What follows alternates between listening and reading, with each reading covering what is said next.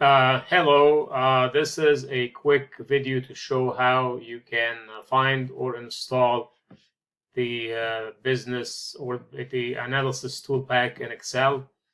If you have an Excel file open, you will need to go to the File tab over there and click on it. And then you will scroll down all the way to Options at the very bottom. The options will bring a lot of options for you. You will go all the way down to add-ins. You will click add-ins. In add-ins, you will select analysis tool pack and likely hold on the control button. And well, maybe you need to do them one by one. Just the analysis tool pack, and you will hit go.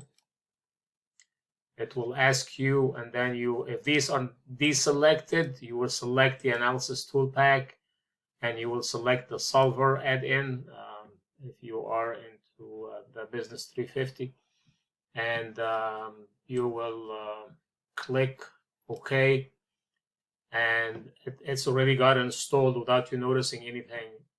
So if you want to get it, you will click after installing the analysis tool pack. You will go and click on data, and all the way to the right of the ribbon, you will see the data analysis and solver both got installed.